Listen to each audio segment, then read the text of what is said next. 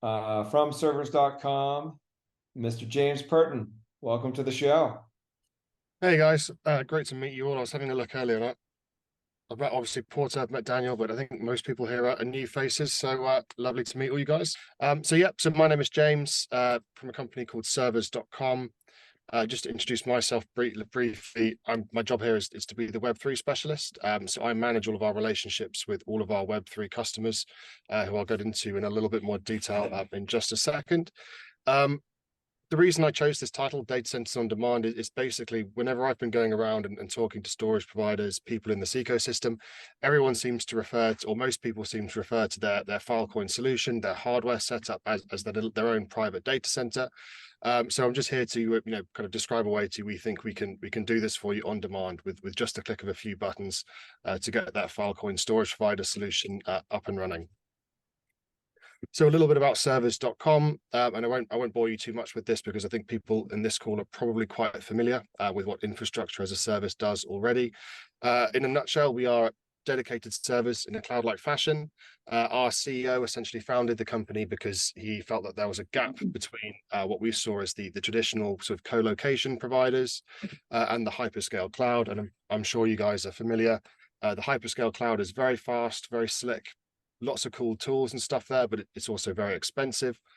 And then on the other side, co-location, it's fantastic if you know what you're doing. If you've got the skills and the capital to invest in your own private data center, it's the best way to do it in terms of latency and everything.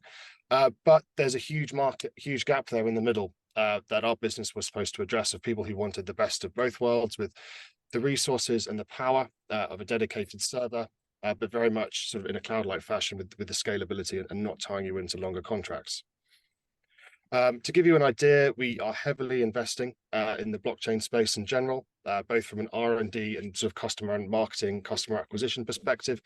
Here's just a few examples of the companies that we work with. That's very large validation, staking pools, RPC providers, as well as exchanges, wallets, and custody providers as well. So we work across the full range of this industry. So how did this partnership with Filecoin come across? Well, in a nutshell, I was at a conference in London about a year or so ago, trying my absolute best to sell some Ethereum servers to a co-founder. He told me he wasn't interested in Ethereum anymore, and that he wanted to see if we had anything that could run Filecoin. And being a salesperson, I said, "Yep, I'll take a look into it and see what we can do." It turns out that you guys like some very hardware-intensive protocols. So we didn't have anything that was suitable at the time, but we went away and we partnered directly with the guys at Protocol Labs, with the solution architects, people like Angelo, Bill Schreckenstein, people I've been working directly with for over a year now, in order to find a way that would allow people to enter this ecosystem as a storage provider, but that didn't also put up loads of barriers in their way in terms of a steep learning curve, needing to have lots of capital up front, being able to set up and manage a data center long term, do all of the networking, partner with the engineers, the remote hands, all of that stuff.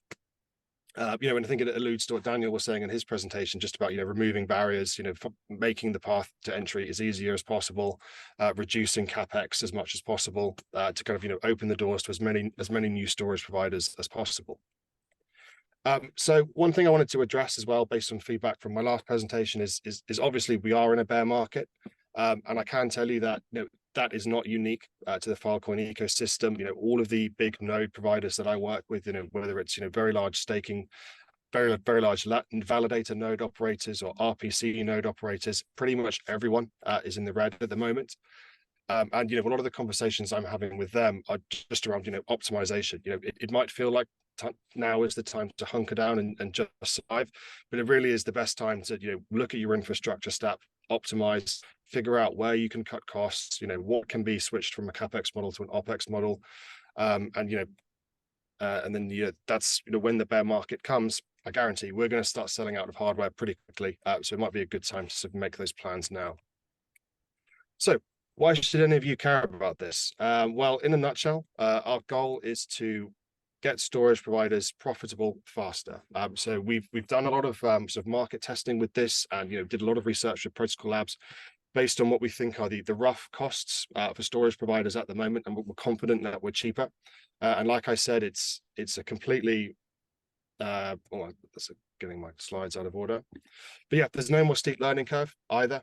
So you won't have to learn how to, the new storage providers coming into the ecosystem won't have to learn how to set up a data center from scratch. There's already going to be a lot to learn just in terms of setting up your Lotus miner and all the difficult things that go with running a storage provider solution. But we can take a lot of those pains away and let our experts focus on managing the data center while you focus on managing the storage itself. We can also massively reduce the lead times here. So, what Protocol Labs have told us is it currently can take about 6 to 12 months to get your data center up and running. And that's everything from, inception, doing the research, finding the right hardware, finding the right data centers, and then, waiting for that hardware to get delivered, waiting for it to be set up in the co-location data center. We can deliver a Filecoin storage provider solution in about 6 weeks, 6 to 8 weeks, roughly, depending on delivery. And it's completely OpEx only. So there will be no capital expenses up front. We can provide all of the hardware, both the storage, all the compute that you need on an OpEx only model with a monthly subscription. So you won't need to take out a loan. You won't need to dip into your capital venture funds or anything like that to get set up. All you need to do is click a few buttons and then you're off to the races. And yeah, to give you a little indication of kind of the costs as well, and I have all of the specs and costs and prices and everything on demand if anybody needs. But we have worked out that for a ceiling rate of about 2 TB a day, you can get started for as little as 2.325 per month. And like I said, that's everything you need, the storage and the compute, all in one package for a pretty low price. So how does it actually work? Well, like I said, we partnered directly with Protocol Labs and the solution architects. We predefined what the hardware would be, and like I said, I can send all those specs over to you in a second. But essentially, that's Dell servers with AMD CPUs, NVIDIA GPUs, plus storage from Western Digital, all in battle-tested configurations. So we're not reinventing the wheel here. These configurations are going to be familiar to all of you guys already. We've just set up a very smooth and very cost-effective pipeline to get it over to you guys. It's completely modular as well, so you can pick and choose all the different parts to build a Filecoin storage solution of any size, any budget. Really the sky is the limit. We've got 17 data centers around the world and loads of space, and we have very big pipes in our network as well. So really the only limitation is kind of your ambition here. And we can connect seamlessly with all the companies in the ecosystem that you guys are already familiar with. We've already had conversations with Aligned. We know we can work with them very well. So we can really partner with all of the different things that are happening in this ecosystem to make this even more cost effective, even more efficient, and even more powerful for you guys. So just a couple of examples of the architecture here, what this would look like. And again, I'm sure this is going to be very familiar to you. We deliberately have made this kind of smooth and easy for existing storage providers as well. So I'm sure you'll recognize all of this architecture.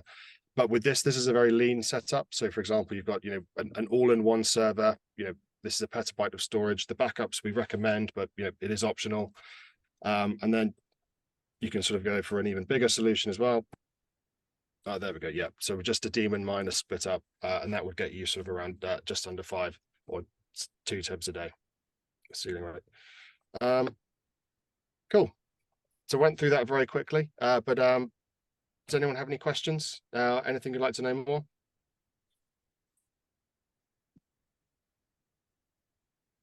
Do you have a beat on when you may be able to publish a client testimonial or a use case for the Filecoin ecosystem?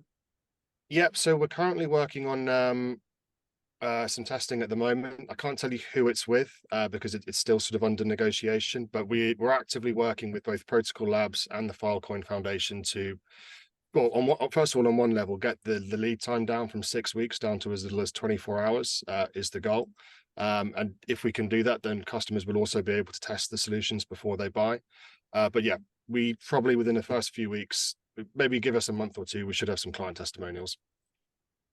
We do have a question in the chat from Mr. Zuckerberg.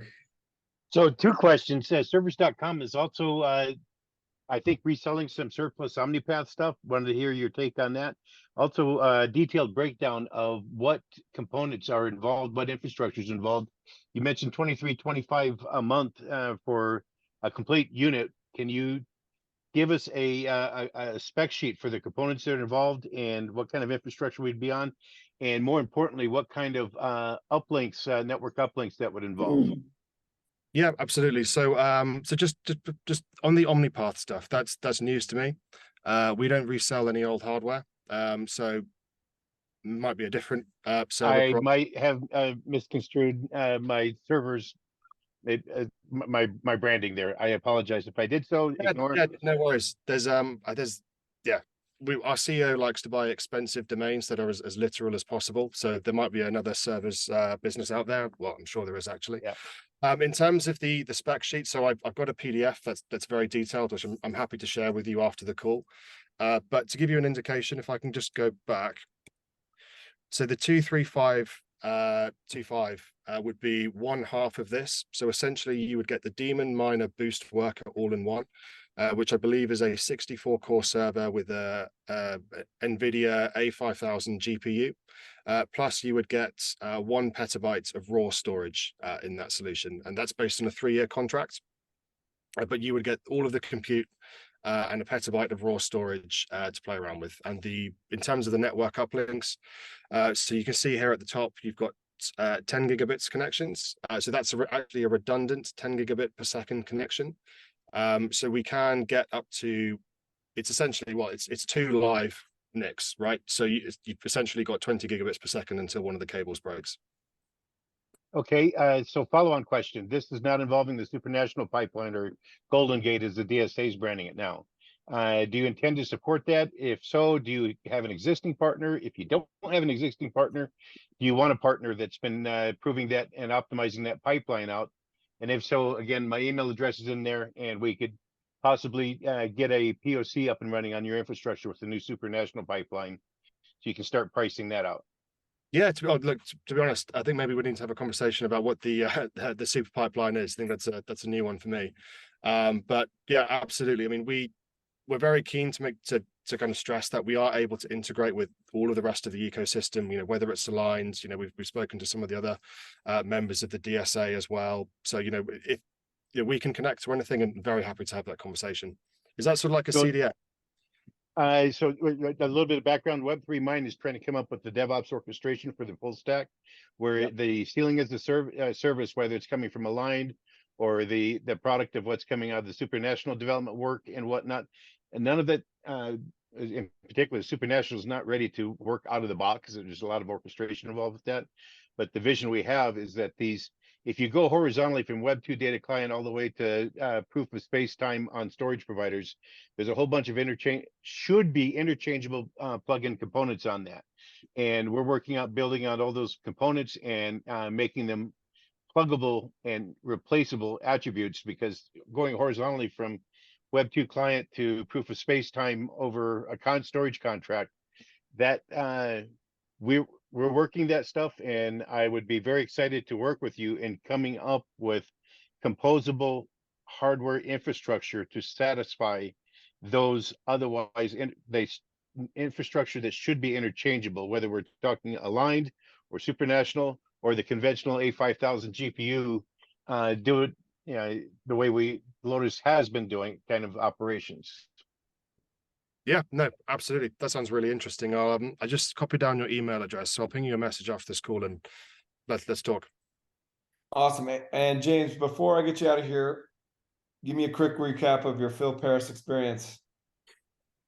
Oh, it was great. I mean, we weren't really sure what to expect, and then the taxi driver dropped us off on this bridge and said, "You're here," and we were like, "There's nothing here." And then we realized it was kind of up on a boat on the river. So I mean, it doesn't get much more Parisian than that. A little boat just outside of Notre Dame. Yeah, it was cool. I got to connect with some loads of really cool people from the ecosystem. Saw some familiar faces. Angelo, Hide. All the Filecoin regulars. But yeah, it was a really good event. Really good event. Would there be time for another question? Sure. It's just that it does seem like in the specs that you're running on the 10 gig, and you said there was even like 10 gigs, so basically 20 gigs available. The sealing rate was extremely low, like half a tip a day. Usually, when people seal with aligned, they would go after sealing very fast, so saturating the 10 gig line. But I see that there's that's more like 100 tips a day. So what was the idea with these like rates of how fast you can seal? Is that like a limitation on the hardware or on what you're committing to on the internet connection? Um, There might be a question I need to refer back to Protocol Labs and get back to you, because to be clear, we're not the experts in Filecoin. We worked with them to predefine all of these metrics. If you feel like you can achieve something faster than that on the same hardware, look, I can send you all of the hardware, all the spec sheets after this call. And if you think you can do more than that, then No, go. I think that's good for the whole group. It's just a matter of if an SP is looking for getting 1 pip of storage, they would like to see that being turned into something that is proving and running as fast as possible, and that's usually why they go to Align to get it like onboarded very fast. Yep. It just seems like it's a very little hole to push all that data through if that's the limitation. But cool to get the hardware specs on it. It does seem like it could be a good way of scaling as well. Okay. Yeah, Well, and let me ask. the Let me two ask you 10 then, gig links, like that, for example, that was in a active failover mode. So we're not actually aggregating the 20 gigabits per second in terms of the upstream link. The little things like that are kind of important. And Benjamin and I are working together in the context of Picnic and Web3 Mine as a collaborative effort, which so PL is going to give you the infrastructure. When it comes time to put it into production, we need to work together. The pipeline that you highlighted there, that's the classic single GPU, single miner instance kind of thing that we're working at. That I don't know that that's going to be the product or service that folks are going to want to leverage or give you the best return on investment in terms of what you guys are deploying. Let's work on this offline. Let's talk about it outside the context of this call. All right, thanks, John.